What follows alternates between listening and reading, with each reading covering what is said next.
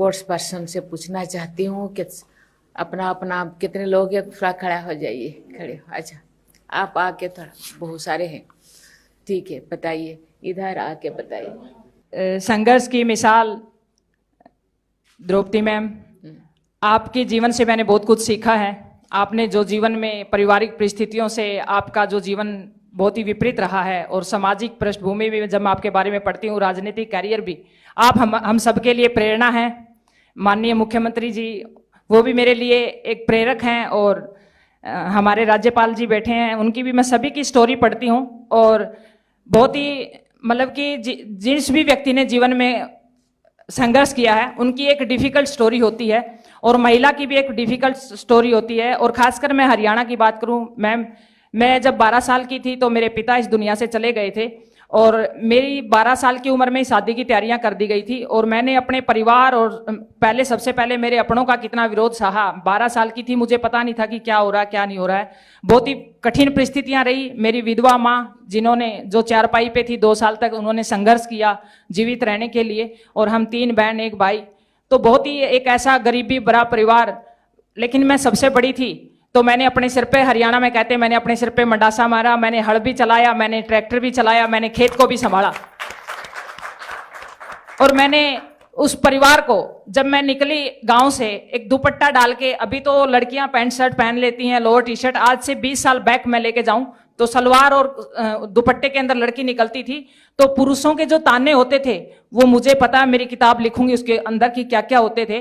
और एक प्रेशर रहता था कि अगर मैं नहीं कामयाब हुई, रात को मैं सो नहीं पाती थी, तो मैं कैसे जवाब दूंगी उस चीज को। तो उस प्रेशर में मैंने काम किया, लेकिन मेरे अंदर वो कॉन्फिडेंस था, उस चीज ने मेरे अंदर वो पैदा की कि मैं आज कुछ भी कर सकती हूं। वो विश्वास मेरे अंदर पैदा किया, और मैं उन बाधाओं से लड़ी, और मैंने उन कठिन परिस्थितियों में संघर्ष किया। मेरे घर में खाने के लिए एक टाइम की रोटी नहीं होती थी, लेकिन मेरी माँ ने मेरे को एक शब्द हमेशा कहा, चारपाई पे लेटे लेटे भी, कि बेटा आगे बढ़, आप बहुत कुछ कर सकती हो। मेरी माँ के उस शब्द ने मुझे यहाँ तक ला करके खड़ा कर दिया। आप कौन सी इवेंट, आप कौन सी स्पोर्ट्स? मैं पर्वतारोही हूँ। मैंने विश्व की सबसे ऊंची चोटी माउंट एवरेस्ट पर एक बार नहीं 3 बार तिरंगा लहराया है, और बेटी बचाओ बेटी पढ़ाओ का वो किया। Very good. 7 महाद्वीपों के हाईएस्ट माउंटेन पे भी मैंने अपने देश का तिरंगा लहराने का सौभाग्य मिला है। नमस्ते मैम, मेरा नाम पूजा सिहाग है। मैं गांव सिसाई हिसार से बिलोंग करती हूँ, और खेल कुश्ती में मैंने अभी 2022 राष्ट्रमंडल खेलों में ब्रॉन्ज मेडल जीता है। मेरा कुश्ती का दौर, मेरे पापा का सपना था मेरा रेसलर बनना, कि गांव से बेटी को निकाल के, ताकि मेरे पापा के लिए थोड़ा ताली, ताकि मेरे को देख के और भी पेरेंट्स अपनी बेटी को बाहर निकाले। फिर आज से 1 साल पहले मेरे पापा दुनिया छोड़ के चले गए। फिर मेरी माँ ने वो सारी चीजें संभाली, और जैसे ये बोला जाता है कि लड़कियां लड़कों बराबर नहीं होती, कमजोर होती है, लेकिन जब पापा गए तो मैं इंडिया से बाहर कंपटीशन खेलने गई हुई थी। मेरी माँ ने पापा के उसी रात मेरे से फोन पे ऐसे बात की जैसे कुछ हुआ ही ना हो।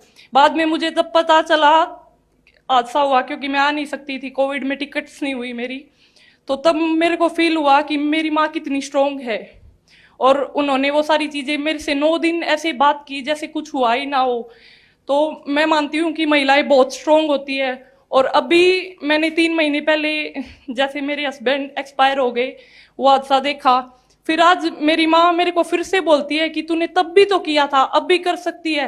हार मान के घर बैठेगी तो कोई देख के नहीं सीखेगा, अगर तू आज भी आगे बढ़ेगी तो फिर तेरे को ये देख के कि हाँ उस बेटी ने भी तो किया है, मैं भी कर सकती हूँ। सभी माओ के लिए, क्यों माँ कहते हैं ना, सभी माओ के, है ना, माँ में कितना शक्ति है ये बताना चाहिए, है ना। माँ शक्ति स्वरूपा होते हैं, है ना। चलिए, thank you ma'am. Thank you.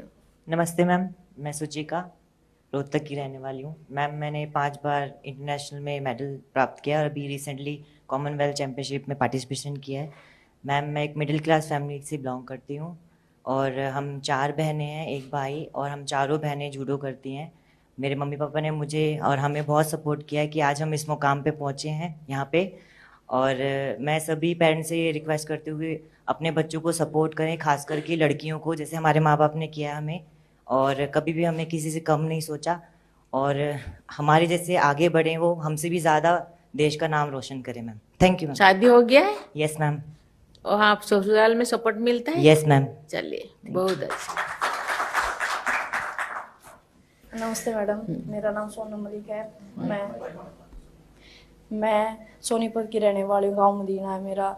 मैं ओलंपिक में पार्टिसिपेट कर चुकी हूँ। और थोड़ा लीजिए। हाँ, मैं इंडिया की सबसे यंगेस्ट रेसलर हूँ जो ओलंपिक में गई चलिए है। बहुत अच्छा। 2 बार मैं वर्ल्ड चैंपियन बन चुकी हूँ और पेरेंट्स का और कोचेस का मेरे ऊपर पूरा सपोर्ट था।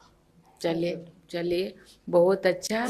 मुझे बहुत अच्छा लगा, क्योंकि अभी हमने देखा कि महिलाओं में कितना ऊर्जा है। वो ऊर्जा को केवल फैमिली के अंदर सीमित नहीं होना चाहिए। ये ऊर्जा पूरा देश भर में, दुनिया भर में, ये तो दुनिया तो देख रहे हैं, लेकिन हम क्यों नहीं देख पा रहे? दुनिया लोग हरियाणा के महिलाओं का ऊर्जा को देख रहे हैं, लेकिन हम लोगों को भी देखने की जरूरत है। महिलाएं कमजोर नहीं है, इसीलिए महिलाओं को भी आगे आना चाहिए। महिला और पुरुष दोनों साथ चलने से ही देश आगे बढ़ेगा। परिवार तो आगे बढ़ेगा, समाज आगे बढ़ेगा, देश भी आगे बढ़ेगा। इसीलिए किसी को कमजोर नहीं समझना है, दोनों को स्वागत करना है, दोनों को सपोर्ट करना है। मैं तो कहती हूँ तो महिलाओं को ज़्यादा सपोर्ट करना चाहिए, क्योंकि महिलाएं समाज के व्यवस्था के अनुसार दूसरे जगह जाना पड़ता है, दूसरे लोगों को फेस करना पड़ता है, बहुत सारे कैरेक्टर को अपनाना उनको पड़ता है। इसीलिए वो ज़्यादा और बहुत सारे चैलेंजेस, बहुत सारे ऑब्स्टैकल्स को फेस करना पड़ता है। इसलिए उनको ज़्यादा से ज़्यादा स्ट्रॉन्ग बनाना चाहिए। उनको कमजोर बना के उनको अकेला छोड़ देना नहीं चाहिए। इसलिए सबको केवल बेटा को सशक्त बनाओ अपने लिए, ऐसे नहीं होता। बेटी को भी सशक्त बनाओ समाज के लिए, देश के लिए। ये बहुत अच्छी है, आपको बहुत धन्यवाद देती हूँ। इसी तरह आप अपना काम बनाए रखें। आपको भी धन्यवाद। थैंक यू, बहुत बहुत धन्यवाद।